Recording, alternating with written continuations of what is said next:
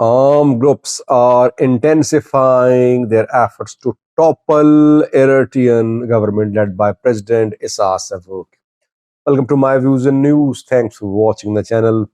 Firstly, some updates for you on the activities of armed groups based in Ethiopia, which are vowing to topple Eritrean government. Secondly, Sudanese military carried out an attack. It entered Ethiopian territory on the 28th of July. 3 days ago, it is being reported. What happened? Where was the Ethiopian National Defense Force? Why did Sudan's military enter Ethiopian territory? Let's start from the Afar region of Ethiopia, where we know that an anti-Eritrean government bloc of armed groups is being established by the Ethiopian government.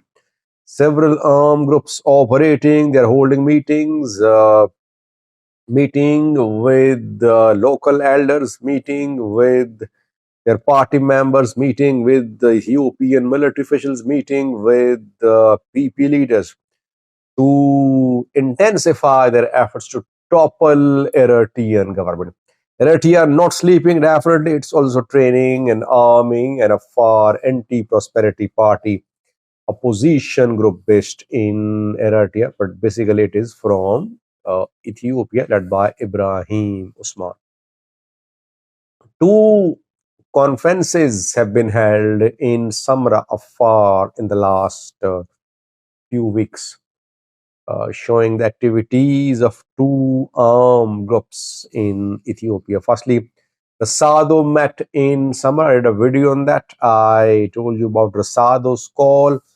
Rasado called for right to self-determination for the people, Afar people of Eritrea, and Rasado used the term secession too for the first time.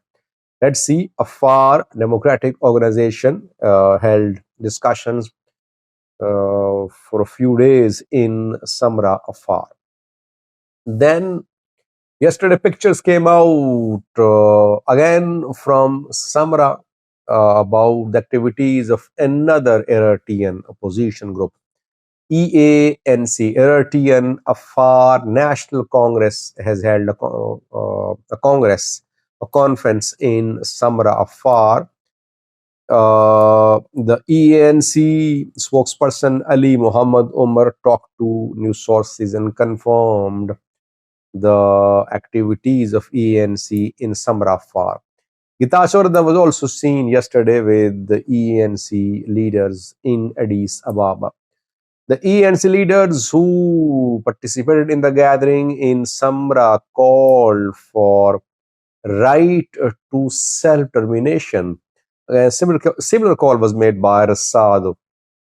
ENC repeated the same thing which was said by Rasado, saying that Afar people in Eritrea are facing systematic marginalization. They have been facing it for the last 3 decades, and their existence in danger.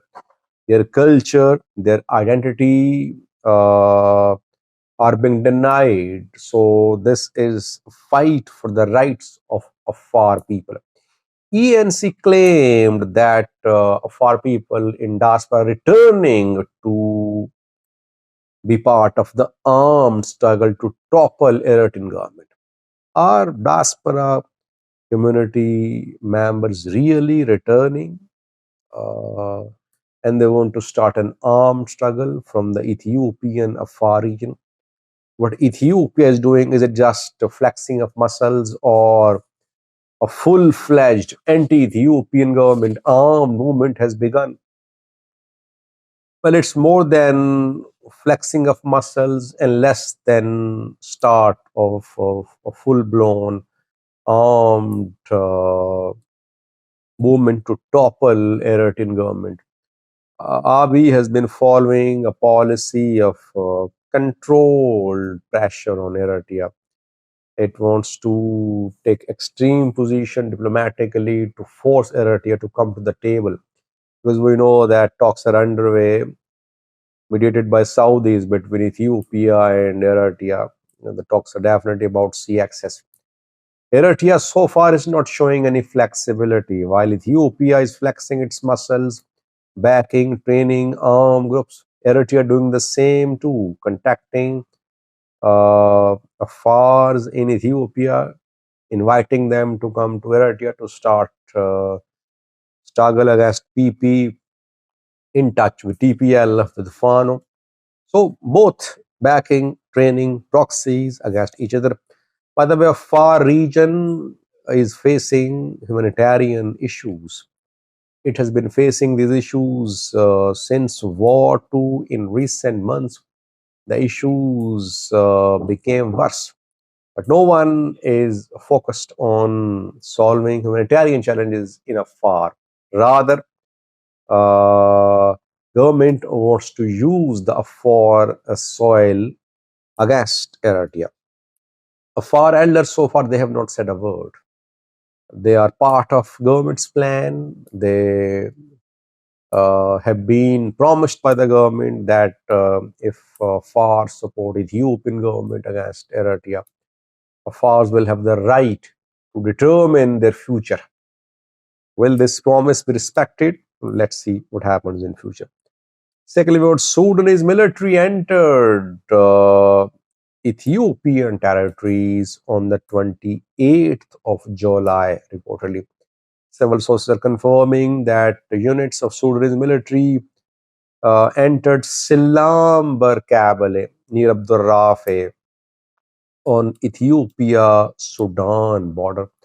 ENDF was there, local militias were there, but they did not try to stop the entry of Sudanese military, reportedly. And some deaths are being confirmed in this attack. 2 people were taken hostage by Sudanese military, which entered Ethiopian territory. Question is, did the Sudanese military enter Ethiopian territory or contested territory? Why is that ENF did not intervene? Does ENDF have no capability to defend its borders? In a video a few days ago, I told you about Sudanese allegations. Sudan has been accusing militias from the Amhara region of carrying out attacks on farmers, on livestock, on Sudanese soil.